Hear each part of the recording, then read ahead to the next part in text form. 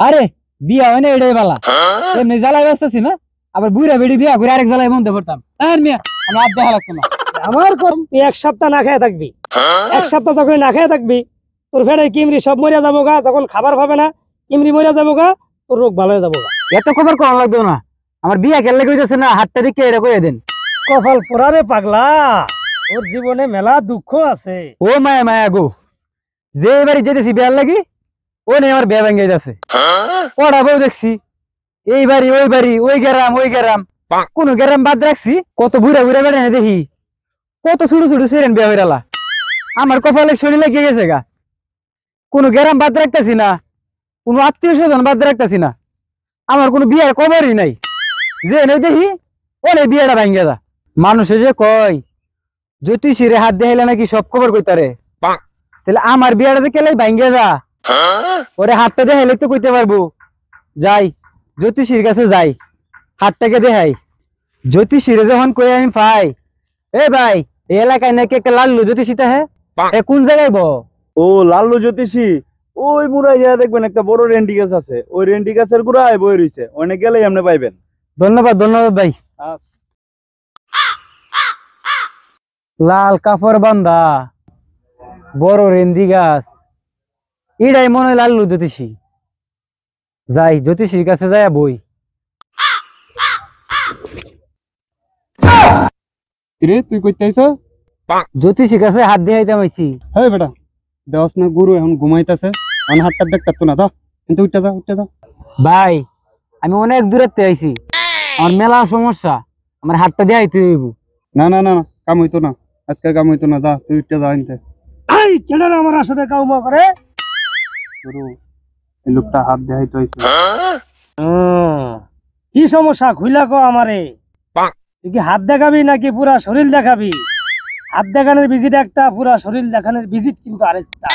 মানুষে তো কয় জ্যোতিষীরে নাকি হাত দেহে, তাহলে আপনি যে কইতেছেন হাতও দেখেন আবার শরীরও দেখেন, এটা কথা তো আমি জীবনে শুনছি না। খালি সারা শরীর না, তোর শরীরের ভিতরে কলিজা, গুদ্দা, ফেফড়া, কিডনি, লিভার, কোন জায়গায় কি আছে সব খবরই আমি কবে পাবো। এত খবর কম লাগবে না, আমার বিয়া কেলে কইতেছে না, হাতটা দিকে এটা কইয়া দেন। ও তোর বিয়ে হয় না? তোর তো কপাল ভালো রে। কপাল ভালো তাহলে বিয়া হয় না কে? বিয়ে হবে হবে। কবে হইব? গ্রাম শহর আত্মীয় স্বজন কোনো কিছু তো বাদ রাখতেছি না, কবে হইব? হাতটা দিকে এটা কোন? তাও তো তোর একটা দুইটা নয়, তিন তিনটা বিয়ে হবে। সেগুলো হইলো বিবাহিত কুমারী। কুমারী বুঝলাম, কিন্তু বিবাহিত কুমারী এটা তো বুঝলাম না। বুঝে নাই? অবিবাহিত 3 বাচ্চার মা। তারপরে হচ্ছে 7 সংসার ভাঙ্গা এক নারী, তালাকপ্রাপ্ত নারী, এবং 70 বছরের এক বিধবা নারী। তোর কপাল আছে রে বাবা। আরে বিয়া হয় না এটাই বালা, এমনি জ্বালাই ব্যস্তাছি না, আবার বুড়া বেড়ি বিয়া করে আরেক জ্বালায় মনতে পড়তাম। আর মিয়া আমি আর দেখা লাগতো না। আমার কথা অবাধ্য করলি রে উলঙ্গ, তোর কপালে মেলা দুঃখ আছে, তুই ধ্বংস হয়ে যাবি।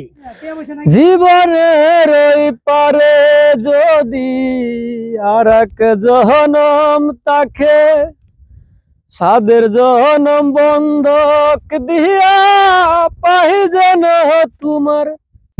জ্যোতিষী না দি তো, জ্যোতিষীর কাছে হাতটা দেখাই, হাতটা দেখাই একটা পরামর্শ নেই। গুরু আমার হাতটা একটু দেখেন তো। হাত দেখাবি? তোর কপাল পোড়ারে পাগলা, তোর জীবনে মেলা দুঃখ আছে। কি কোন আপনি? তুই এই পর্যন্ত 19টা মেয়ের সাথে সম্পর্ক করছিস, কিন্তু কোনো মেয়ে তোর জীবনে আসে না। তোরে আসবে আসবে বলে তোর লোভ দেখিয়ে তোর টাকা পয়সা চুষে খাচ্ছে, তোকে চুষে খাচ্ছে। এবং তুই রানিং আরেকটার সাথে সম্পর্ক তৈরি করছিস, সেটাও তোকে লোভ দেখাচ্ছে, কিন্তু তোর জীবনে সে আসবে না কোনোদিন। আপনি যা কইছেন সবই ঠিক আছে, আপনি এত তো জানেন কেমনে গুরু? তোর হাতের রেখা দেখে তো আমি সব বলে দিছি রে। তোর মনের ভিতরে অনেক কষ্ট, দুঃখ। এই দুঃখ কষ্ট নিয়ে রাইতে শুইলে তোর ঘুম ধরে না, মাথায় টেনশন কাজ করে। হ্যাঁ আপনি যা যা কইছেন গুরু সবই ঠিক আছে, এবার আমার একটা ভালো পরামর্শ দেন, কেমনে কি করা যায়?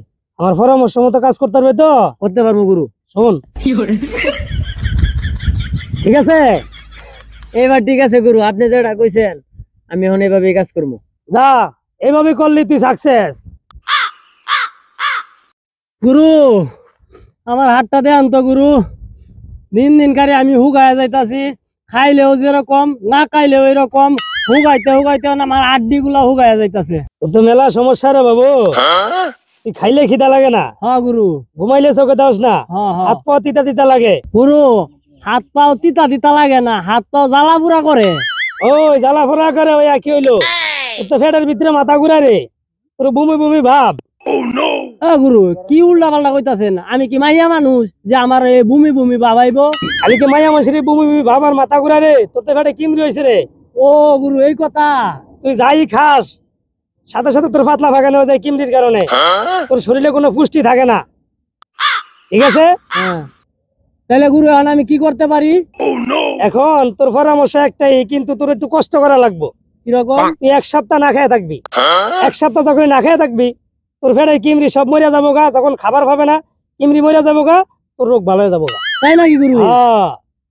তাইলে এখন থেকে এটাই করবো। 1 সপ্তাহ লাগাত খাইতাম না। না খাবি না।